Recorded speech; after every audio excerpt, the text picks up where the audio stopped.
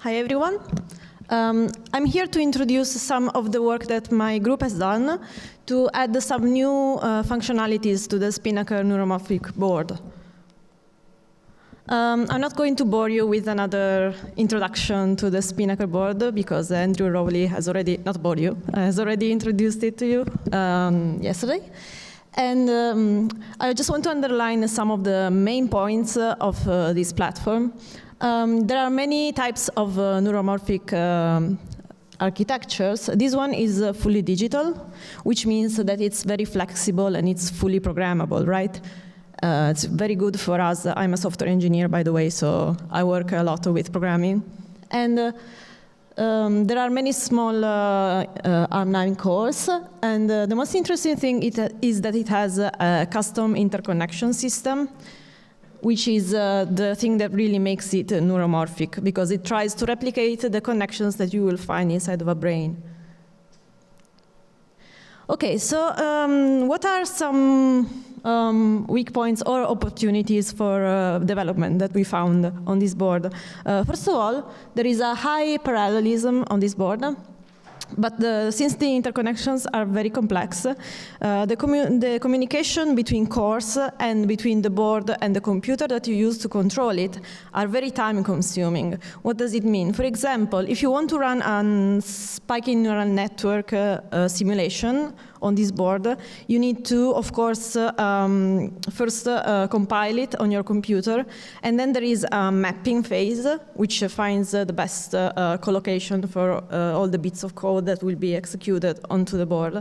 Then you need to load it onto the board, and then you run your training, download stuff, re-put the network on the board for simulation, right? And this can take sometimes several hours. And other problems is that perhaps you will find that your simulation is just slightly off and you need to change some small parameters, but you still need to remake the whole reconfiguration and take all the time to re-upload it to your board. So maybe we would like to find a way to update our neuron models while the simulation is running. So what we came up with is an application called the Application Command Protocol, ACP for short, which will optimize the data exchange and the memory management of SpiNNaker. And it has three main functions. First of all, you can send signals to trigger the execution of some instructions directly into the cores, and you can send it either from your computer or from another core within your program. You can manage the core's application memory, which means you can have direct access to the memory on the board without needing to study the architecture of the board. And all of this makes for a more flexible computational model. This is just a very small visualization of what ACP can do. As you can see, there are two main branches. First of all, we have a framework where you can define your own commands and, as I said before, send the signal and trigger the execution within the board. And the second branch is a structure for exposing the memory regions within your system. And these memory regions are called memory entities. The ACP implementation consists of two libraries, as you may remember from yesterday's presentation. There is two parts of code that work in complementary fashion, and there is a Python code that runs on your computer, and there is C code that runs on the board.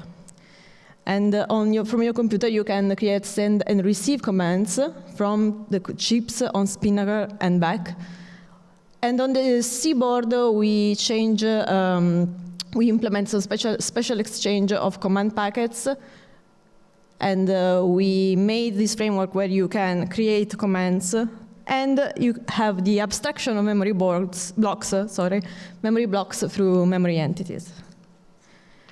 I brought a couple of use examples The first one is the SimFire chain. SimFire chain is kind of a toy model, but I can show you this as a representation of what you could do with a spiky neural network, with a full spiky neural network simulation. And what we can do here is that we can modify the model parameters without changing the whole configuration. By sending an ACP packet telling the cores to update their own memory, we can change the synapse delay directly while the simulation is running. You can see that these blue lines are the spikes from the neurons. And at this point, we have like a Python interface, a graphical interface, which you can use from your computer to send the command to change the delay. And here, you get immediately the results.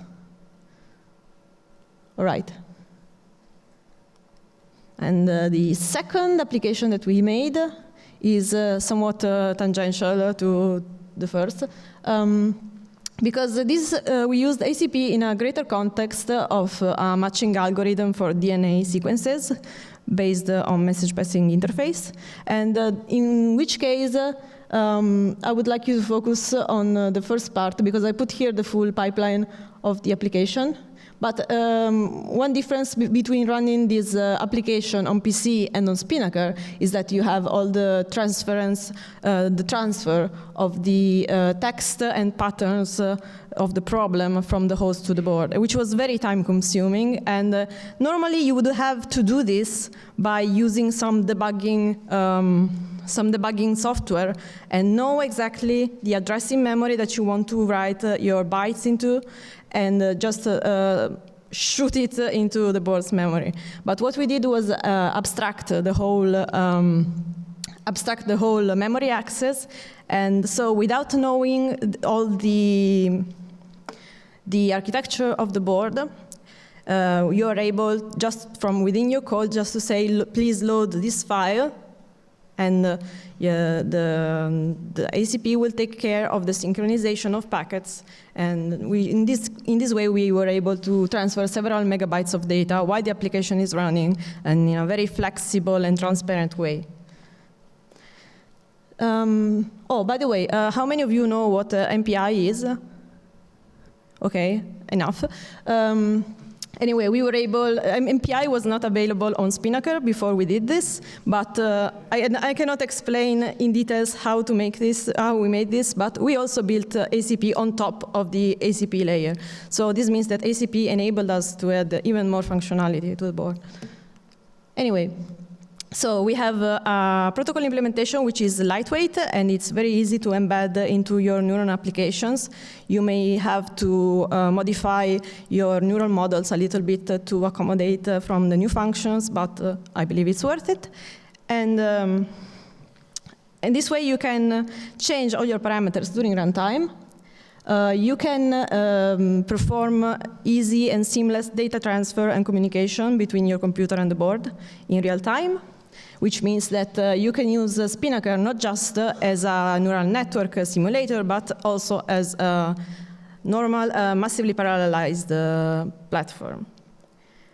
And finally, you can exploit the platform without studying the hardware details of the board. So this opens up more time for you to study and implement new features that are not yet implemented by the software stack of the board. Okay, thank you very much. And